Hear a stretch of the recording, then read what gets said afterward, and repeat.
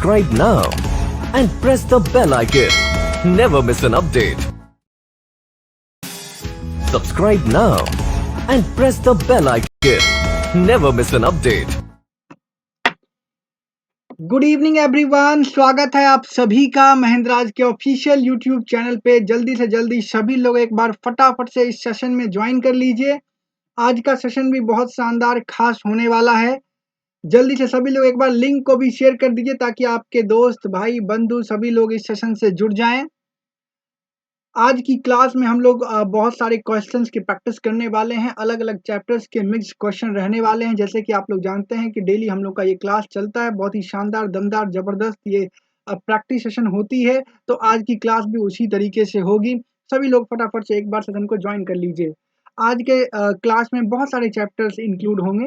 जैसा कि आप लोग डेली जो है देखा करते भी हैं कि किस तरह से हम लोग डिस्कशन करते हैं। अलग अलग बहुत सारे ट्रिक्स जो है आज आप लोगों को मैं सिखाऊंगा। एक बार फटाफट से पहले आप लोग इस लिंक को, जो आज की क्लास की लिंक है, एक बार जल्दी से सभी लोग शेयर कर लीजिए। चलिए शुरू करते हैं आज की क्लास को। आपको मिलेगा हर एक क्वेश्चन के लिए 30 सेकंड का टाइम। उसी 30 सेकंड में आपको देना है सही जवाब। और जो लोग सही जवाब देंगे उनका मैं नाम भी लूंगा, जो पहले जवाब देंगे। और जो लोग लास्ट क्लास में एक क्वेश्चन दिया भी था उनका जो भी आंसर किए हैं उनके आंसर्स का भी, जो लोग सही आंसर किए हैं उनका नाम जरूर मैं अगली क्लास में जो है पब्लिश करूंगा, लेके आऊंगा आप लोगों के सामने। यूट्यूब पे उनका नाम भी जो है लिया जाएगा, कौन लोग हैं जो सबसे पहले आंसर किए हैं। तो शुरू करते हैं आज के इस शानदार सेशन को। जल्दी से सभी लोग एक बार शेयर कर चुके हैं तो आ जाइए। चलिए, पहला क्वेश्चन आपके स्क्रीन पे आ चुकी है। जल्दी से इसका आंसर आप लोग बताइए। टाइम मिलेगा आपको इस क्वेश्चन के लिए 30 सेकंड का। फटाफट से आंसर बता दीजिए।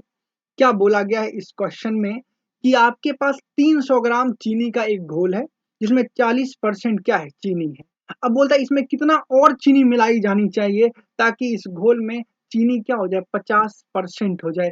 300 ग्राम चीनी के घोल में पहले से कितना पानी, सॉरी चीनी है, 40% है। क्या मिलाना है, तो आपको पता है चीनी मिलाई जानी है। और इस घोल में चीनी कितना कर देना है, 50% कर देना है। मेरे भाई ध्यान देना, इस टाइप के क्वेश्चंस को मैं आप लोगों को ऑलरेडी डिस्कस करा चुका हूं। इस तरह के किसी भी क्वेश्चन में बस आपको इतना ध्यान रखना है कि जो क्वांटिटी मिलाया जा रहा है या जो क्वांटिटी निकाला जा रहा है वो कभी भी कांस्टेंट नहीं होगा। सिर्फ एक लाइन याद रखना, जिस क्वांटिटी के साथ छेड़छाड़ हुआ है वो कांस्टेंट नहीं होगा। छेड़छाड़ का क्या मतलब है सर? छेड़छाड़ का मतलब सिर्फ ये है कि जो क्वांटिटी निकाली गई है या जो क्वांटिटी उसमें मिलाई गई है, बस उस पर ध्यान रखना है, वो कांस्टेंट नहीं होगा। अदर क्वांटिटी जो इस मिक्सचर का होगा वो कांस्टेंट होगा। तो आपके पास 300 ग्राम का मिक्सचर है जिसमें 40% क्या है, शुगर है, और 40% अगर शुगर है और आपको बोला भी जा रहा है कि how much sugar should be added, मिलाना क्या है, तो आप बोलेंगे सर शुगर मिलाना है। शुगर मिलाने का मतलब शुगर तो बढ़ना ही बढ़ना है, शुगर चेंज होना ही होना है। तो अदर क्वांटिटी कौन सा बचा, वाटर। तो 300 का 60% वाटर, ये कांस्टेंट रहेगा, ये नहीं बदलेगा। जो भी वैल्यू ये आएगी वो हमेशा कांस्टेंट रहेगी। आगे आप क्या किए हैं, आगे इसमें आपने कुछ शुगर मिला दिया है। तो 300 ग्राम का जो मिक्सचर था उसमें अगर मान लो कुछ आपने मिलाया है, मान लेता हूं मैं x लीटर मिला दिया, वो सॉरी शुगर मिला दिया, x केजी चीनी मिला दिया, x लीटर मिला दिया। अब यहाँ पर फिलहाल लीटर ही लेके चलो, इतना मैं क्या करता हूँ इसमें मिला देता हूँ। तो अगर मान लो यहाँ पर x ग्राम, सॉरी ग्राम ही लेके चलो, क्योंकि मिक्सचर हमारा ग्राम में है तो ग्राम ही लेके चलो कि x ग्राम इसमें क्या किया, मैंने चीनी मिला दिया। तो अब एक नया मिक्सचर तो आपको बन गया ना 300 प्लस x ग्राम का, बोलो हाँ या ना। तो उस नए मिक्सचर में आपको क्या बोला, चीनी कितना होना चाहिए, 50%। इसका मतलब चीनी तो बढ़ गया चीनी मिलाने की वजह से। लेकिन अदर जो क्वांटिटी है यानी कि वाटर, वो तो चेंज नहीं होगा। वो तो 50% अगर चीनी हो चुका है तो रिमेनिंग जो वाटर 50% बच रहा है इस मिक्सचर में, वो 50% वाटर और पहले से जो था वाटर, दोनों क्या होगा, इक्वल होगा। बोलो यस और नो, हाँ या ना। बस हो गया आंसर। इस परसेंटेज को इस परसेंटेज के साथ कैंसल आउट करिए। 50 से कट जाएगा 6 बार में, यानी 360 इक्वल टू आप लिखेंगे 300 प्लस x, और x यहाँ से निकल के आ जाएगा कितना, तो आप बोलेंगे 60 ग्राम। तो आंसर क्या हो जाएगा आपका, ऑप्शन नंबर सी। जितने भी लोग इस क्वेश्चन का जवाब सी आंसर दिए हैं, बहुत बढ़िया, बिल्कुल सही। अब देखो, एक चीज मैं आज की क्लास में और बताना चाहता हूँ, इसके और भी ट्रिक्स हैं। अगर कुछ लोग इसको अलग ट्रिक से बनाना चाहते हैं, मतलब इसको चाहते हैं कि बाय एलिगेशन अगर आप इसको सॉल्व करें, तो तो बाय एलिगेशन भी सॉल्व कर सकते हैं। ध्यान देना, एक ही क्वेश्चन में मैं 2-3 बातें आपको समझाता हूँ। एलिगेशन से अगर आप इसको सॉल्व करना चाहेंगे तो याद ये रखना कि जो क्वांटिटी आप ऊपर से मिला रहे हैं, जो क्वांटिटी मिक्स कर रहे हैं, वो क्वांटिटी हमेशा 100% मानी जाएगी। जो क्वांटिटी आप ऊपर से मिक्स कर रहे हैं, वो क्वांटिटी हमेशा क्या मानी जाएगी? तो आप बोलेंगे 100% मानी जाएगी। याद रखना इस बात को। अगर बात करें इस मिक्सचर में, 300 ग्राम का मिक्सचर है जिसमें 40% आपका क्या है? शुगर है। तो पहले लिख लो शुगर 40%। आप क्या मिला रहे हो इसमें? तो आप मिला रहे हो शुगर। तो शुगर जो एक्स्ट्रा आप मिला रहे हो, तो वो शुगर अपने आप में कितना होगा? 100%। ये 300 ग्राम का आपका मिक्सचर था। इस 300 ग्राम में 40% शुगर है। शुगर आप मिला रहे हो तो शुगर तो प्योर होगा ना अपने आप में, तो वो आप मिलाओगे 100%। बस इतनी सी बात याद रखना। और अब जो मिक्सचर बन गया है उसमें शुगर कितना हो गया? 50%। तो आप लिखना 50% हो गया। अगर ये चीज भी आप जानते हो तो आपका आंसर आ गया। देखो 100 माइनस 50 क्या बचा? 50 बच गया। 50 माइनस 40 क्या बचा? 10 बच गया। अब एलिगेशन लगाओ, परसेंटेज परसेंटेज खत्म, रेशियो क्या मिल गया? 5:1 का। मतलब मिक्सचर अगर 5 है तो जो मिलाए हैं वो 1 है। तो 5 की वैल्यू कितनी है मिक्सचर की? 300 ग्राम। बताओ हाँ या ना? तो 1 की वैल्यू कितनी हो जाएगी? तो आप बोलेंगे ना सर 300/5 यानी कितना? 60। यहाँ से भी आपका आंसर आ जाएगा। अब कुछ बच्चे बोलेंगे सर एलिगेशन में आप शुगर ही क्यों लिए, वाटर क्यों नहीं लिए? तो आप वाटर भी ले सकते हो मेरे भाई। कैसे? मैं वो भी दिखाता हूँ, देखना। 300 ग्राम का अगर आपका मिक्सचर है, इसमें 40% शुगर है, तो वाटर कितना कहलाएगा? 60% कहलाएगा। बोलो हाँ या ना?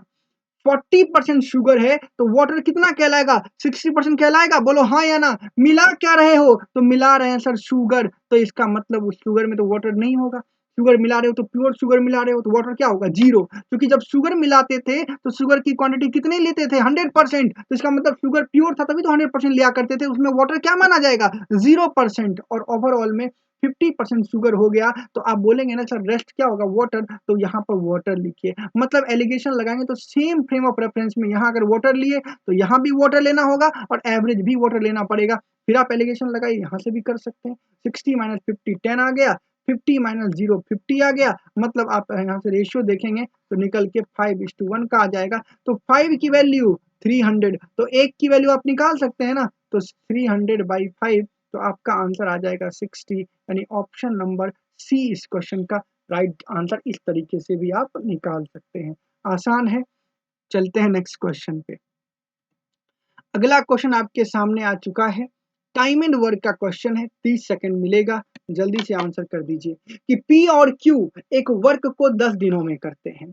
क्यू और आर उसी काम को 12 दिनों में करते हैं, लेकिन आर और पी उस काम को 15 दिन में करते हैं। बोला कि they all worked for 6 days, they all work together for 6 days. वो सभी मिल करके 6 दिन काम किए। तो बोलता है कितना टाइम लगेगा पी को रिमेनिंग वर्क को फिनिश करने में? मतलब 6 दिन के बाद जो है बाकी लोग चले गए, 6 दिन तक साथ काम किए, बाकी चले गए। अब जो रिमेनिंग वर्क बच गया है वो आपको पी से क्या करना है? खत्म करवा देना है।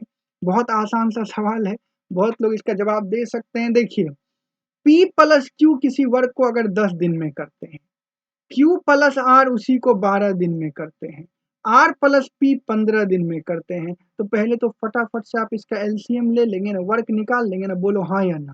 सभी लोग निकाल लेंगे। कितना आएगा एलसीएम? तो आप बोलेंगे सर 60 आ जाएगा। तो P प्लस Q कितना वर्क करेगा? 6। Q प्लस R कितना करेगा? 5। R प्लस P कितना करेगा? 4। मतलब जो वर्क है P प्लस Q का वो 6 यूनिट, Q प्लस R का 5, R प्लस P का कितना हो जाएगा? 4। अब एक बात बताओ मेरे भाई कि अगर P प्लस Q किया तो 6 किया, Q प्लस R किया तो 5 किया, R प्लस P किया तो 4 किया। अगर इन तीनों को ऐड कर लें, तीनों को ऐड कर लें इस तीनों को, तो आप बोलेंगे ना सर 6 5 11 और मिला के 4 15। मतलब डबल डबल P Q और R मिल के वर्क करेगा तो 15 वर्क करेगा। तो P Q और R मिल करके एक दिन में कितना करेगा? 15/2। Double double P Q R था ना तब 15 कर रहा था, सिंगल सिंगल रहेगा तो 7.5 करेगा। तो आप बोलेंगे हाँ सर। लेकिन P Q और कितना दिन काम किया? 6 दिन। तो 15/2 इंटू 6 वर्क तो हो गया। मतलब कितना हो गया? 45 यूनिट। अरे 15/2 तीनों मिलके करता है एक दिन में, 6 दिन काम किया, 45 डन। तो 60 वर्क था, 45 डन, तो रिमेनिंग कितना 15। और ये कराना किससे, पी से कराना है। तो आपको पी क्यू आर की एफिशिएंसी मालूम है 7.5 मेरे भाई, और आपको कराना पी से है, तो क्यू प्लस आर की एफिशिएंसी माइनस कर लें। तो क्यू प्लस आर की एफिशिएंसी कितनी है, 5 है। 5 माइनस करोगे 7.5 में तो बचेगा 2.5, बोलो हाँ या ना। तो 2.5 एफिशिएंसी किसकी हो जाएगी, तो पी की हो जाएगी सर। तो 15 वर्क कराना है पी से, 2.5 एफिशिएंसी है, मतलब 5/2 लिख सकते हैं। तो 5/2 से डिवाइड कर दो, तो 5 से कट जाएगा 3 बार में, तो 3 दूना आ जाएगा 6, यानी कि 6 आपका जो है इस क्वेश्चन का राइट आंसर हो जाएगा, जो कि पी किया है। समझ आया ना सभी को। पी क्यू आर की एफिशिएंसी 7.5 का है, कराना पी से था, तो क्यू आर की एफिशिएंसी आप देख पा रहे होंगे स्क्रीन पर 5 है, मैंने माइनस कर दिया, 2.5 एफिशिएंसी आ गई पी की, और रिमेनिंग वर्क 15 बचा था, डिवाइड कर दिया, तो 6 दिन आपका क्या हो जाएगा, इस क्वेश्चन का करेक्ट जवाब हो जाएगा। चलते हैं अगले क्वेश्चन। अगला क्वेश्चन आपके स्क्रीन पे फिर से आ चुका है, देखिए क्या होगा आंसर इस क्वेश्चन का। 30 सेकंड आपको मिल रहा है कि एक आदमी एक पेन और एक बुक खरीदता है 850 में, पेन को बेचता है 20% के प्रॉफिट पे, और बुक को बेचता है 25% के प्रॉफिट। लेकिन इस पूरे ट्रांजैक्शन में उसे 23 होल 1/2% का प्रॉफिट होता है। तो सीपी बुक का क्या है। मिक्सचर एलिगेशन अगर आप जानते होंगे तो इस सवाल में कोई दम नहीं है, और अगर नहीं जानते होंगे तो बहुत दम है इस सवाल में। तो देखते हैं आप लोगों में से कितने लोग इस सवाल का सही जवाब दे पाते हैं। देखो, पेन और बुक, पेन और बुक का जो है कॉस्ट प्राइस आपको गिवन है, कितना गिवन है, 850। तो लिखिए पेन प्लस बुक का 850, रहने देते हैं, अभी इसका तो काम है नहीं, काम इसका है। पेन को कितना प्रॉफिट में बेचा है आप बताइए, 20%। अच्छा, बुक को कितना प्रॉफिट में बेचा है आप बताइए, 25%। लेकिन ओवरऑल में जब पेन और बुक बिक गया तो कितना प्रॉफिट परसेंट मिला है, तो आप बोलेंगे सर 23.5।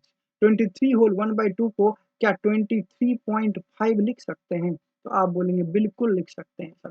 तो 25 माइनस 23.5, तो कितना बचेगा 1.5 इज टू 23.5 माइनस 20 कितना बचेगा 3.5। तो इसका मतलब पॉइंट पॉइंट कैंसिल, 5 से 3 बार में, 5 से 7 बार में, तो रेशियो कितने का बन गया, किसका किसका, पेन का और बुक के कॉस्ट प्राइस का रेशियो निकल के आ गया सर, ये 3 यूनिट। तो ये कितना होगा बुक का, 7 यूनिट। क्या, कितना आसान था। दो अलग अलग क्वांटिटी की एवरेज आपको मालूम थी कि पेन का प्रॉफिट 20 है, बुक का 25 है, ओवरऑल 23.5% है, तो रेशियो निकल गया ना 3:7। इसका मतलब क्या हुआ, इसका मतलब ये हुआ कि पेन अगर 3 रुपीज का है तो बुक 7 का होगा। तो कुल मिला के 10 यूनिट की ही ना वैल्यू गिवन है 850 मेरे भाई। तो 1 यूनिट की वैल्यू कितना हो जाएगा 85, बोलो हाँ या ना। क्या पूछा, सीपी ऑफ बुक पूछा गया है, तो बुक आपका कितने का है 7 यूनिट का, तो 7 यूनिट कितना हो जाएगा, तो 85 इंटू 7, 7 5 जा 35 बच गया 3, 7 8 जा 56 प्लस 3 59, 595। ऑप्शन नंबर बी इस क्वेश्चन का बिल्कुल सही जवाब हो जाएगा। सभी को मुझे लगता है ये क्लियर हो ही गया होगा, कोई खास प्रॉब्लम इसमें जो है नहीं आई होगी। बहुत आसान सा सवाल है, बहुत आसान सा क्वेश्चन था, और सभी लोग कर पा रहे होंगे। एलिगेशन ध्यान रखना, जब भी दो क्वांटिटी का एवरेज गिवन होता है ना, जब कभी भी, तभी हम लोग एलिगेशन लगाते हैं। और ये भी ध्यान रखो कि प्रॉफिट परसेंट जो होता है, प्रॉफिट परसेंट या लॉस परसेंट, ध्यान एक बात और रखना कि प्रॉफिट या लॉस परसेंट जो है हमेशा किससे कंपेयर होता है, तो आप जानते हैं ना, प्रॉफिट अपॉन सीपी इंटू 100 या लॉस अपॉन सीपी इंटू 100। तो इसका मतलब क्या हो, प्रॉफिट या लॉस परसेंट हमेशा सीपी से कंपेयर होता है। तो जो रेशियो आएगा ना, तो जिसके रेस्पेक्ट में कंपेयर होता है उसी का रेशियो आता है। तो रेशियो किसका आएगा, सीपी का। अगर कभी आप स्पीड में लगाते हैं एलिगेशन, मान लो स्पीड में लगाते हैं, दो अलग अलग स्पीड है और एवरेज स्पीड मालूम है ओवरऑल का, तो आप लगाते हैं ना एलिगेशन, तो स्पीड कैसे निकालते हैं, तो डिस्टेंस बाई टाइम। तो अगर स्पीड में एलिगेशन लगाए तो स्पीड किसके रेस्पेक्ट में कंपेयर होता है, टाइम के। इसका मतलब रेशियो किसका आएगा, टाइम का। तो इस बात को जरूर ध्यान रखिएगा, जिसके रेस्पेक्ट में ये कंपेयर किया जाएगा टर्म, वही रेशियो आपको फाइंड होगा। तो यहाँ पर प्रॉफिट परसेंट गिवन था, तो प्रॉफिट हमेशा सीपी के रिस्पेक्ट में काउंट किया जाता है, मतलब प्रॉफिट परसेंट कैलकुलेट किया जाता है जब तक क्वेश्चन में ना बोला गया हो एज यूजुअल। तो आप क्या बोलेंगे, जो रेशियो आएगा वो किसका आएगा, तो कॉस्ट प्राइस का आएगा। क्लियर ना, वेरी गुड। अब चलते हैं आगे, अगले क्वेश्चन पे आ जाइए सभी लोग। अगला क्वेश्चन क्या बोला जा रहा है, सभी लोग इस क्वेश्चन का फटाफट से आंसर बता दीजिए। अगला क्वेश्चन क्या कह रहा है, आपको टाइम मिलेगा इसके लिए 30 सेकंड का, कि एक राशि है, कोई प्रिंसिपल है, जिसपे 5 साल के बाद जो है क्या मिलता है, सिंपल इंटरेस्ट 7/8 मिल जाता है। तो बोलता है रेट ऑफ इंटरेस्ट क्या है। ये सवाल तो बहुत बार आप लोगों ने किया है, बहुत आसान सा सवाल है और हर एक बच्चा इसको बना सकता है। हलवा क्वेश्चन में से एक है, थोड़ी प्रैक्टिस कर लो आज इस तरीके से, फिर हम लोग मिलेंगे जल्द ही। हाँ, जिस तरीके से किया करते थे उसी तरीके से प्रैक्टिस करेंगे, ठीक है ना। मैं फिर से आ जाऊंगा आपके सामने जिस तरीके से पहले आता था। अभी फिलहाल इस तरीके से कर लेते हैं। देखिए क्या बोला, सिंपल इंटरेस्ट किसी प्रिंसिपल पर 7/8 है प्रिंसिपल का। तो मान लो मैंने ऐसे क्वेश्चन में कैसे आपको समझाया है कि अगर आपको कुछ समझ नहीं आ रहा है तो आप डायरेक्टली क्या करेंगे, 100 ही मान लेंगे। क्या मान लेंगे, 100 प्रिंसिपल। अगर आपका प्रिंसिपल 100 है तो कहने का मतलब क्वेश्चन के अकॉर्डिंग क्या बोला गया कि जो सिंपल इंटरेस्ट है, साधारण ब्याज है, वो क्या है, 7/8 है, किसका, तो प्रिंसिपल का ही। तो इसका मतलब जो सिंपल इंटरेस्ट है वो 100 का 7/8 होगा। बोलो हाँ या ना। तो ये जो इंटरेस्ट बना है 100 का 7/8, ये कितने साल में बना है, 5 साल में। तो अगर 100 के लिए 1 ईयर में चाहिए तो क्या लिखेंगे, 100 गुना 7/8 बाई कर लीजिए 5। 5 से कट गया कितना बार है, 20 बार में। 4 पंचे 20, 4 दूना 8, यानी 35/2, यानी सीधा निकल के आ गया 17.5 हो जाएगा ना। तो 100 के लिए 17.5 का इंटरेस्ट जो है वो कितना होगा, 1 साल में हो जाएगा। तो 100 के लिए 1 साल में अगर 17.5 आया तो रेट ऑफ इंटरेस्ट क्या कहलाएगा, 17.5% पर ईयर। ये आपका रेट ऑफ इंटरेस्ट हो जाएगा, ऑप्शन नंबर बी। क्लियर है, कोई प्रॉब्लम, कोई डाउट, जल्दी बताओ, फटाफट से बताओ। सही है ना सबको, वेरी गुड। ये इसमें क्या दिक्कत है, अगले क्वेश्चन पे। अगला क्वेश्चन क्या है जरा देखिएगा, ये डिजोनेस्ट शॉपकीपर का अच्छा सवाल है, सभी लोग पर ट्राई करिए। क्या लिखता है कि एक डिजोनेस्ट शॉपकीपर है, वस्तुओं को 10% लॉस पे बेचता है, किस पे, कॉस्ट प्राइस के रेस्पेक्ट में, बट वजन जो है 20% कम तोल देता है। तो बोलता है उसका गेन परसेंट बताइए क्या होगा, क्या लाभ कमाएगा वो। बहुत बढ़िया सवाल है, आप अच्छे से इसको सोचिए और आंसर करिए। 30 सेकंड पर्याप्त होगा। अगर 30 सेकंड के मेथड से बताएं तो सर कैसे करेंगे और नॉर्मल तरीके से कैसे करेंगे, मैं दोनों आज आपको बताऊंगा इस क्वेश्चन में। देखो 10% क्या करता है, लॉस पे बेचने का वादा करता है, या 10% लॉस पे वो बेचने का बोलता है कि मैं बेच रहा हूँ 10% लेस पर ही दे रहा हूँ, लॉस पर ही दे रहा हूँ। तो क्या समझेंगे आप, सिंपली ये समझिएगा, अगर ट्रिक से बनाएंगे ना, ट्रिक से, तो क्या समझेंगे, 10% लॉस पे ना बेच रहे हैं, 10% का मतलब क्या होगा, 1/10 होगा। मतलब कहने का अगर 10 रुपया का सामान है तो 1 रुपया कम में आप बेच रहे हैं तो 9 में बेच रहे हैं। बोलो हाँ या ना। अगर ये आपका सीपी है तो बेच कितना में रहे हैं, तो आप बोलेंगे सर 9 में हम बेच रहे हैं। लेकिन आप क्या करते हैं, 20% कम तोलते हैं। 20 का मतलब 1/5, मतलब अगर 5 रुपये का सामान खरीदने आया है कस्टमर तो आप 5 रुपया तो ले लेते हैं, लेकिन सामान आप 4 का ही देते हैं। बोलो यही बात है कि नहीं है। 20% कम देने का मतलब क्या हुआ कि 5 रुपया आपसे पूरा लिया जाता है, लेकिन सामान 1 रुपया कम का ही दिया जाता है, मतलब 4 का दिया जाता है। तो आप यहाँ से नहीं कह सकते सर ऊपर आ गया 45, नीचे आ गया 40, मतलब खर्च दुकानदार का मात्र 40 हुआ, ले कितना लिया, 45। सीधा मल्टीप्लाई कर देना, सक्सेसिव लगा देना, तो देखो कितना का फायदा हुआ, दुकानदार को 5 का फायदा हुआ, कितने में, 40 में इंटू 100। तो आंसर आपका आ गया 12.5%, यानी ऑप्शन नंबर 2 जो है इसका आंसर होगा। 12.5% लॉस भी लिखा हुआ है, ध्यान रखना। 12.5% का क्या हो जाएगा, प्रॉफिट हो जाएगा। कितना आसान सा सवाल है, नहीं। देखो इसको कैसे कर सकते थे, आप ऐसे भी कर सकते थे, कुछ लोग इसको ऐसे भी कर सकते थे। अब मान लेते कि 1000 ग्राम, अगर बेसिक से देखें तो 1000 ग्राम आपने खरीदा, 1000 रुपया आपका कॉस्ट आया, तो आप क्या बोल रहे हैं कि ले जाओ भाई, 900 रुपया में मैं आपको दे दूंगा। तो सेलिंग प्राइस आपका 900 रुपया है, लेकिन आप 1000 ग्राम दे तो नहीं रहे हैं, दे तो नहीं रहे हैं, आप 900 रुपये ले ज़रूर रहे हैं, लेकिन आप 1000 ग्राम जो है दे नहीं रहे हैं, पूरा 1 केजी आप तौल के नहीं दे रहे हैं, आप 20% कम तौल रहे हैं। 20% कम तौलने का मतलब आप 1000 का 20% यानी 200 ग्राम कम, तो 800 ग्राम ही ना दे रहे हैं।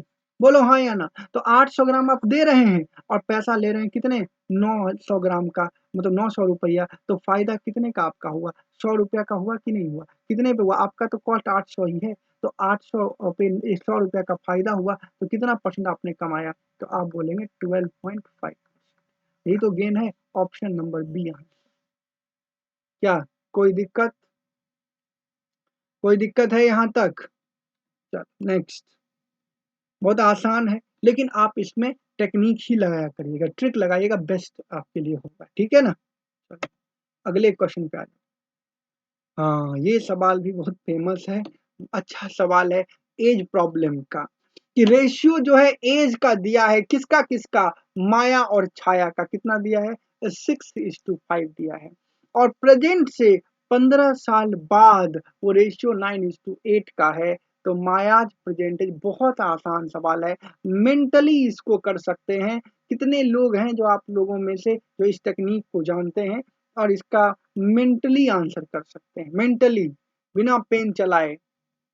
बताओ, तो बिना पेन चलाए इस क्वेश्चन का जवाब हो सकता है, देखना कैसे। कि माया है और छाया है, तो माया इज टू छाया ये दिया हुआ है 6:5, ऐसा दिया हुआ है। 15 साल के बाद 15 ईयर्स फ्रॉम नाउ, तो 15 ईयर्स एक माया का भी एक छाया का भी। क्या रेशियो है? 9:8, ऐसा रेशियो दिया है ना, बोलो हाँ या ना? ऐसा दिया हुआ है ना, तो माया का भी चेंज हो गया कितना? बोलो 3 यूनिट, और छाया का भी चेंज हुआ 3 यूनिट, क्योंकि दोनों का टाइम तो सेम चेंज हुआ है। 15 साल बाद बोला, ऐसा तो नहीं है कि माया का एज बढ़ेगा 15 साल और छाया का रुका रहेगा, कि अभी तुम मत बढ़ो, अभी माया बढ़ रहा है, छाया रुकी रहो एज में, ऐसा तो नहीं होता है कभी। माया भी बढ़ेगा 15 तो छाया भी बढ़ेगा 15, बोलो यस और नो? तो रेशियो में चेंज कितने का दिखा?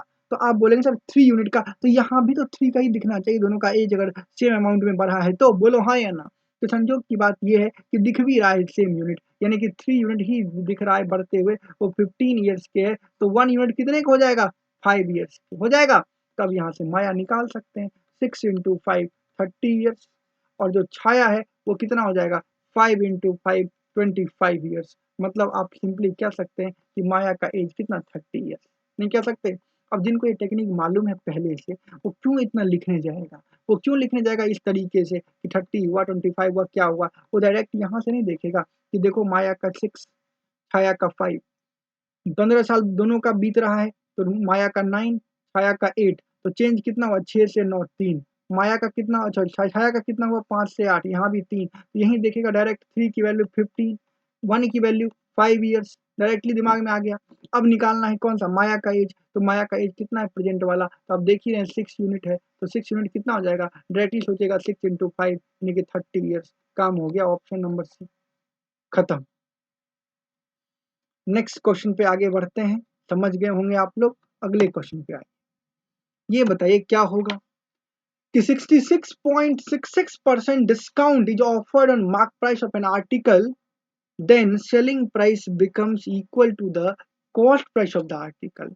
बोलता है अगर 66.66% अगर डिस्काउंट मार्क प्राइस पे ऑफर किया जाए, तो जो सेलिंग प्राइस है वो कॉस्ट प्राइस हो जाएगा आर्टिकल का। तो मार्कअप परसेंटेज क्या है? कितना आसान सा बात पूछा गया है, बिल्कुल आसान सा है, मेंटली ये भी कर सकते हैं, बहुत आसान क्वेश्चन है ये सब। 66.66% की छूट देने पर, तो मेरे भाई 66.66% क्या होता है? फ्रैक्शन, तो आप बोलेंगे 2/3 सर। इसका मतलब ये आपका मार्क प्राइस है, बोलो हाँ या है मार्क प्राइस। छूट कितना का दिए? डिस्काउंट 2 का दिए, तो ये क्या मिल जाता है? कॉस्ट प्राइस मिल जाता है। सेलिंग प्राइस तो मिलता है, आप ये जानते हैं कि मार्क प्राइस पे डिस्काउंट के बाद सेलिंग प्राइस मिलता है, ये सबको पता है। मार्क प्राइस 3 होगा तो डिस्काउंट अगर सर 2 का होगा तो सेलिंग प्राइस मिलेगा 1 का, लेकिन जो सेलिंग प्राइस है ना वही कॉस्ट भी बन जाता है, यही आपका कॉस्ट प्राइस भी है, तो इसका मतलब कॉस्ट प्राइस कितना है? 1 है। बोलो हाँ या ना। देखो लिखा है then selling price becomes equal to cost price. तो सेलिंग प्राइस आपका है वही तो कॉस्ट प्राइस इक्वल हो गया, मतलब कॉस्ट भी आपका 1 ही रुपया का है। तो कितना मार्कअप किए, तो मार्कअप का मतलब है, बार बार समझाता हूँ, मार्कअप का मतलब है सीपी से बढ़ाकर एमपी लिखना, सीपी से बढ़ाकर एमपी लिखना। तो 1 से बढ़ा के 3 लिखना, मतलब 2 इंक्रीज होगा 1 में, इंटू करो 100, तो आंसर आ गया 200%, यानी ऑप्शन नंबर ए जो है इस क्वेश्चन का राइट आंसर हो जाएगा। कितना आसान सा सवाल है, बिल्कुल इजी है, कर सकते हैं आप लोग, फटाफट से कर सकते थे। चलिए अगले क्वेश्चन की ओर बढ़ते हैं। अगला क्वेश्चन देखिए, ये भी बहुत सिंपल साधारण लेकिन इंपॉर्टेंट क्वेश्चन है कि 100/9% किसी नंबर का सब्ट्रैक्ट किया जाए उसी नंबर से तो रिजल्ट मिल जाएगा 648।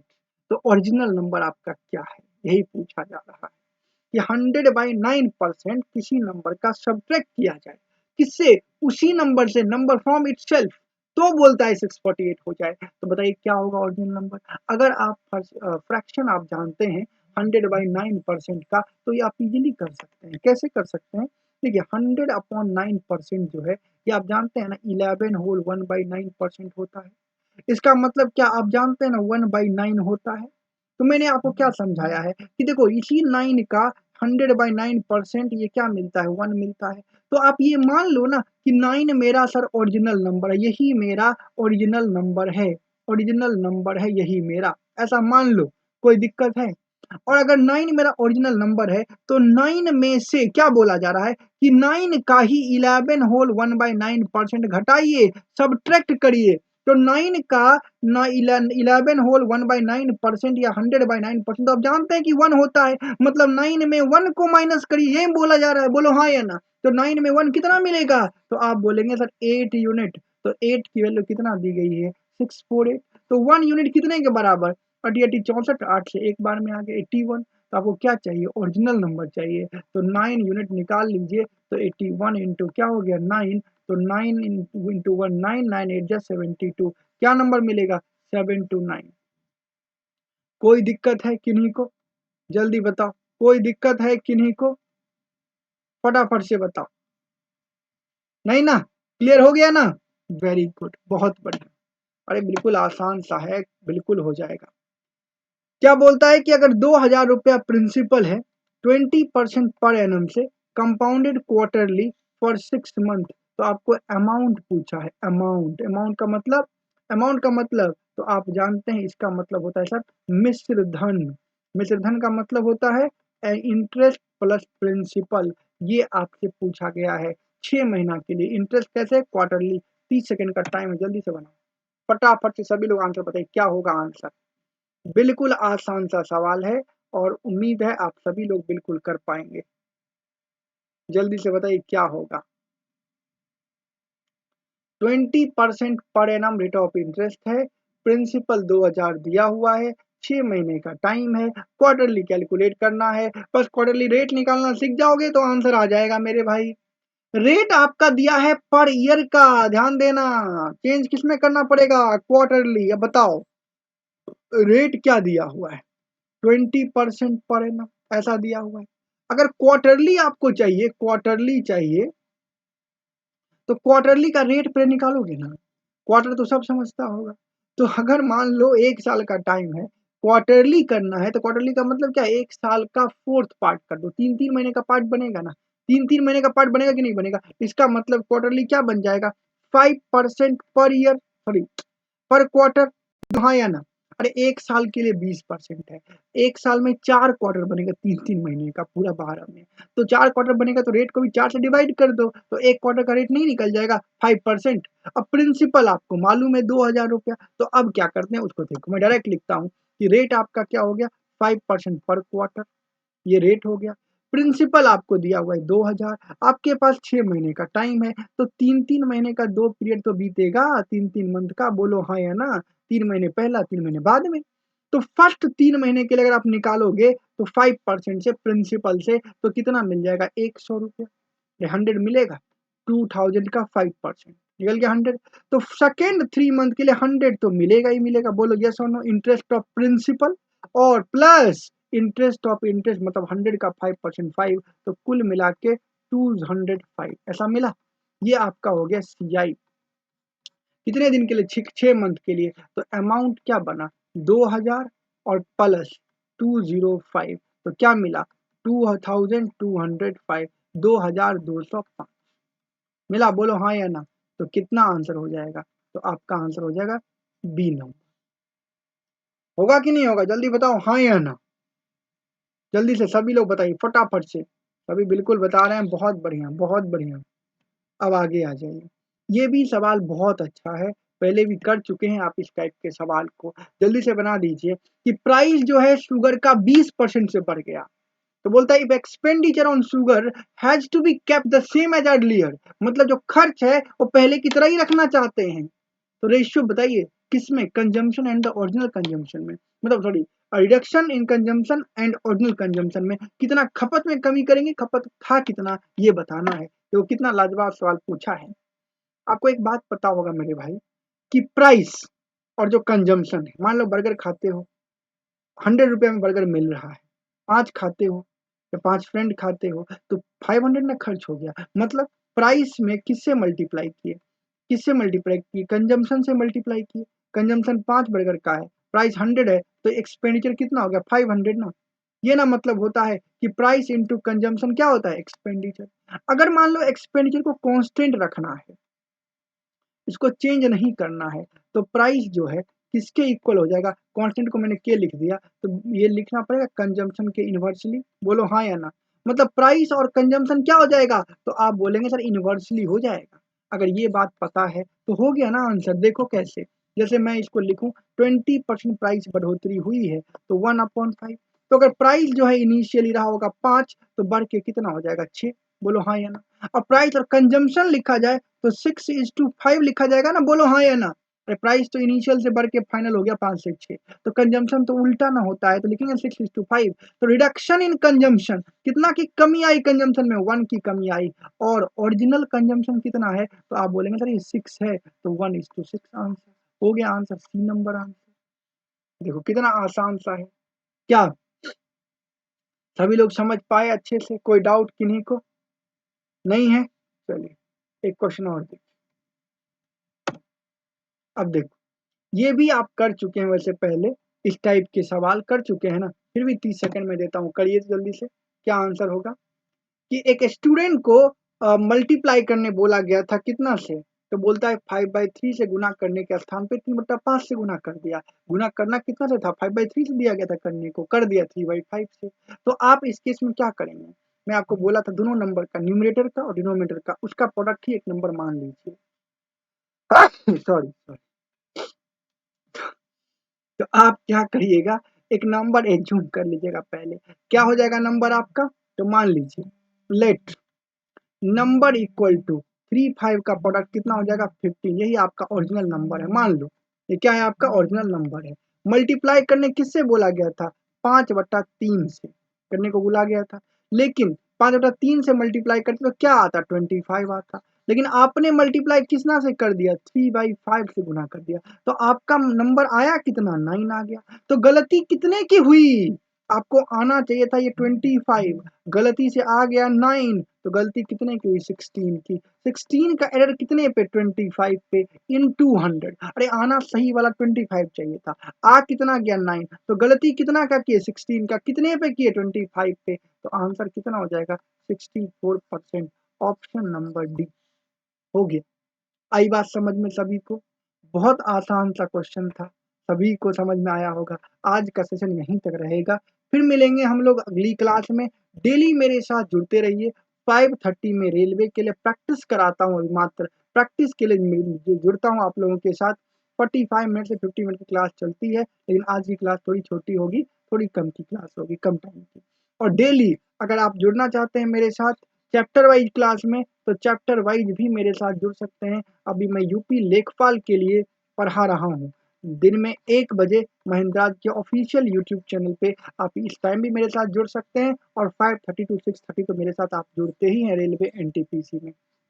चलिए बहुत बहुत धन्यवाद, आप सभी लोग इसी तरीके से मेरे साथ जुड़ते रहिए, पढ़ते रहिए, आगे बढ़ते रहिए, सफल होते रहिए। Thank you everyone, thank you so much, आप सभी को बहुत बहुत धन्यवाद।